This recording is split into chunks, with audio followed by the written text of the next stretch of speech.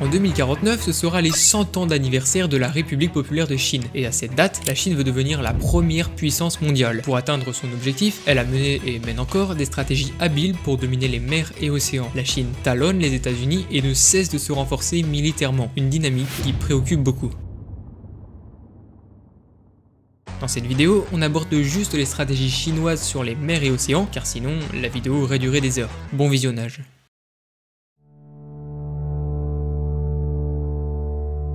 Déjà, la Chine se montre agressive en mer de Chine méridionale. Elle est quasiment dans toutes les embrouilles avec les autres pays riverains. Tiens, regardez récemment, il y a eu 2 collisions entre des navires philippins et chinois. Mais alors pourquoi il y a des tensions? Déjà parce qu'il y a du poisson et des hydrocarbures, mais c'est surtout une question de territoire. Depuis 1947, la Chine revendique toute cette zone grâce à une carte ancestrale dite la ligne des 9 traits. Mais ça pose problème. D'après la convention de Montego Bay sur le droit de la mer que la Chine a ratifié, quand un pays possède un espace terrestre côtier, il exerce la souveraineté économique sur 200 000 nautiques autour, soit environ 370 km. C'est ce qu'on appelle une ZEE pour zone économique exclusive. Et donc vous vous doutez bien que posséder une île c'est rentable. Le truc c'est qu'en mer de Chine méridionale, il y a des archipels dont les îlots sont possédés par différents pays. Du coup les ZEE se chevauchent et ça cause des tensions car chaque État veut plus de territoire. La Chine affirme sa puissance dans la région notamment pour des enjeux commerciaux et militaires. L'Empire du Milieu n'est pas autosuffisant sur le plan énergétique, donc il importe des hydrocarbures du Moyen-Orient. La Chine possède carrément 7 des 10 plus gros ports mondiaux de tankers. L'enjeu est de sécuriser ses approvisionnements qui passent pour la majorité par le détroit de Malacca, assez loin des côtes chinoises.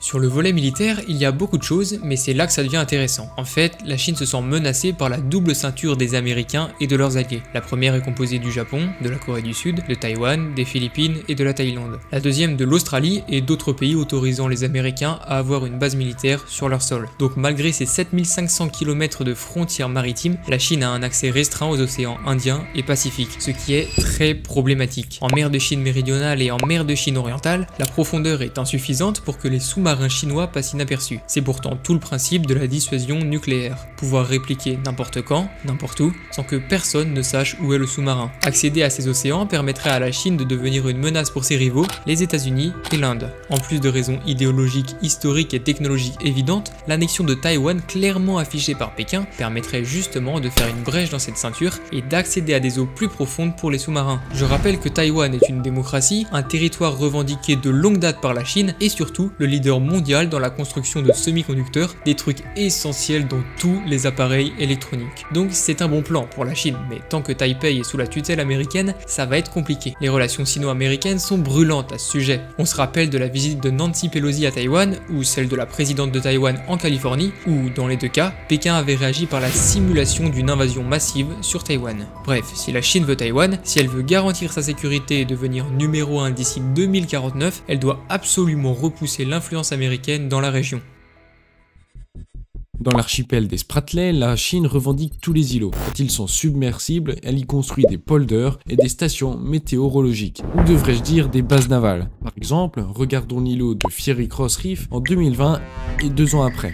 D'après une enquête du département de la défense américain, la Chine possède actuellement 500 têtes nucléaires opérationnelles contre 200 en 2020. Sur le même intervalle, ces lanceurs de têtes nucléaires sont passés de 100 à 150. Une dynamique très inquiétante alors que Vladimir Poutine s'est retiré du traité russo-américain New START en janvier 2023. Un traité qui limitait à 1550 le nombre de têtes nucléaires opérationnelles. Pékin est depuis 2016 la deuxième puissance maritime mondiale, avec un total de tonnes supérieur à celui des États-Unis et son troisième porte-avions sera opérationnel en 2025. Enfin, la Chine est maintenant dotée de missiles type 0,94 ayant une portée nécessaire pour atteindre l'ouest américain depuis les côtes chinoises. Bref, Pékin investit massivement dans sa marine. Pour vous donner un ordre d'idée, la Chine fabrique tous les 4 ans l'équivalent de la marine française. Mais même si la Chine a un accès limité à l'océan Indien, elle a une stratégie très ingénieuse pour le dominer.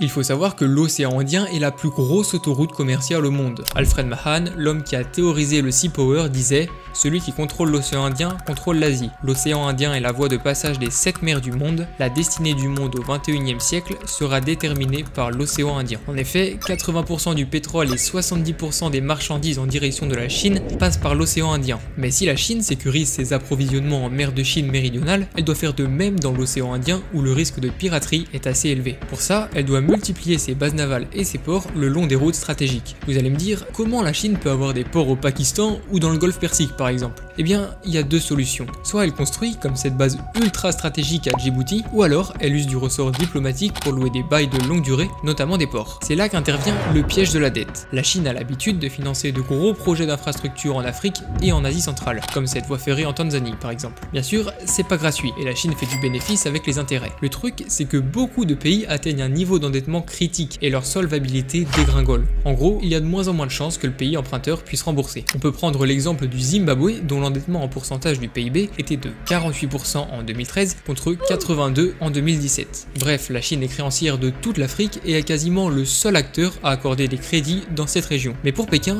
il n'y a aucun risque. Pourquoi? Parce qu'il y a une clause de sûreté qui dit grosso modo que si un pays est trop endetté pour rembourser avec de l'argent, il doit rembourser ou en matières premières ou en infrastructure. C'est ça, le piège de la dette. Par exemple, Pékin a obtenu le port de Hambantota au Sri Lanka pour une durée de 99 ans. On remarque des agissements similaires aux Maldives ou aux Seychelles. Mais la Chine ne se contente pas d'avoir des ports. Bah non, ce serait trop simple. La Chine transforme ses ports en atouts militaires. Du coup, on observe sur l'océan Indien un bel alignement de bases chinoises et c'est ce qu'on appelle la stratégie du collier de perles. Cette stratégie permet à Pékin d'avancer ses pions pour son projet colossal des nouvelles routes de la soie.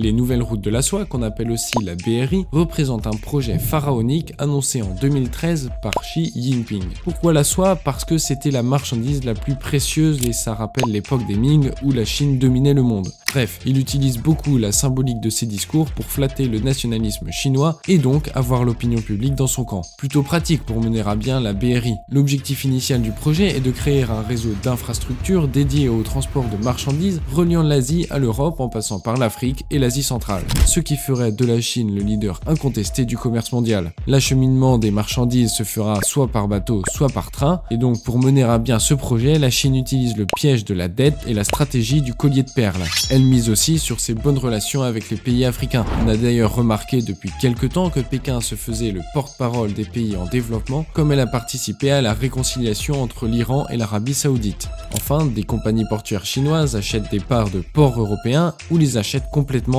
Et d'ailleurs c'est le cas du Pirée en Grèce dont le rachat permettrait d'éponger la dette du pays. Depuis le début du projet, la Chine a investi une somme proche des 1000 milliards de dollars, c'est-à-dire 4 fois la fortune d'Elon Musk. Xi Jinping décrit la BRI comme un projet pour le siècle à venir et qui sera bénéfique au monde entier.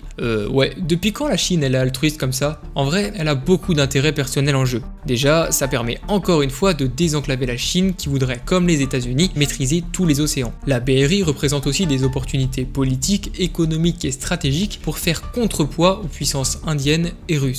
À l'échelle nationale, ça permet de stimuler le développement dans le centre et l'ouest du pays qui sont délaissés comparé à l'est qui est beaucoup plus dynamique. L'objectif à terme est de transformer l'économie chinoise en une économie moderne, axée sur les services et la haute technologie. Enfin, la BRI propose une alternative à l'ordre mondial existant. Le truc, c'est qu'avec le contexte géopolitique actuel, le développement des nouvelles routes de la soie s'avère complexe. La guerre nuit au commerce. En plus de ça, l'endettement et le manque de moyens de certains pays ralentit tout le processus. Du coup, des projets ne voient finalement pas le jour, notamment sur le volet ferroviaire de la BRI. On assiste donc à l'émergence de la BRI 2.0, plus sélective et contrôlée que la précédente. Théoriquement, chaque pays peut y participer, mais dans les faits, le Japon et l'Inde sont exclus du projet, alors que les États-Unis et les pays d'Europe de l'Ouest refusent d'y participer. Bref, les nouvelles routes de la soie aboutiront, mais peut-être pas sous la même envergure que voulu initialement. Elles renforceront la mondialisation et elles permettront à la Chine d'étendre son influence mondialement. Il y a encore deux inconnus. Les nouvelles routes de la soie vont-elles redéfinir l'ordre mondial? Et si oui, et c'est le mot de la fin, la Chine voudra-t-elle administrer le monde ou simplement continuer à garantir sa sécurité?